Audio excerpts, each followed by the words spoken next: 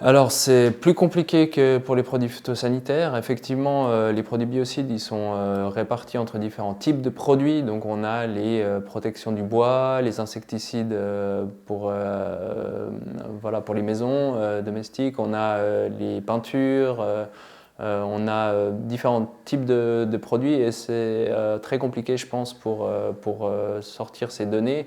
Concernant les données de volume de vente des produits phytosanitaires, on a les données effectivement depuis des années par l'Office fédéral de l'agriculture. Pour les produits biocides, là, l'ordonnance sur les produits biocides vient d'être changée avec l'obligation de communiquer les quantités vendues en Suisse dès 2024. Après, je pense que ça va prendre, en tout cas, toute l'année pour avoir ces données.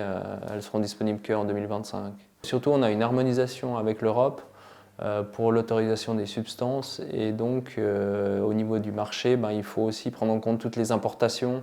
Les importateurs ou les producteurs sont dans l'obligation de fournir ces données et à partir de là, on pourrait évaluer comment est-ce que les mesures qui sont prises pour diminuer ces utilisations de biocides, vraiment on peut les suivre ou pas. Si on n'a pas les données, on ne peut rien suivre. Il est évident qu'à l'heure actuelle, avec cette problématique des composés perfluorés dans les eaux, les microplastiques, les médicaments, les pesticides, les consommateurs ont de la peine à s'y retrouver.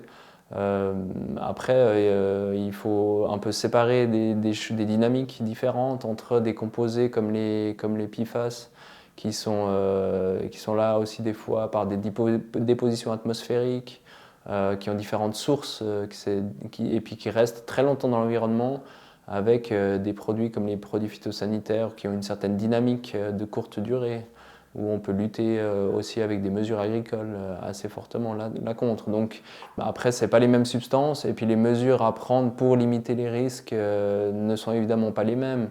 On travaille au niveau des stations d'épuration plutôt dans un point de vue centralisé, là où la grande surface des terres agricoles font que les mesures sont plutôt des mesures décentralisées et donc chaque agriculteur va potentiellement pouvoir prendre des mesures.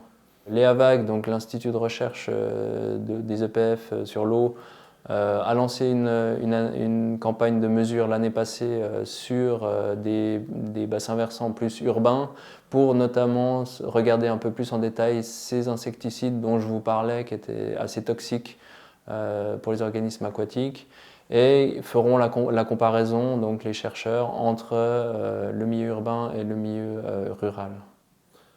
Donc là, on attend encore les données de ce grand projet pour pouvoir mieux répondre à cette question.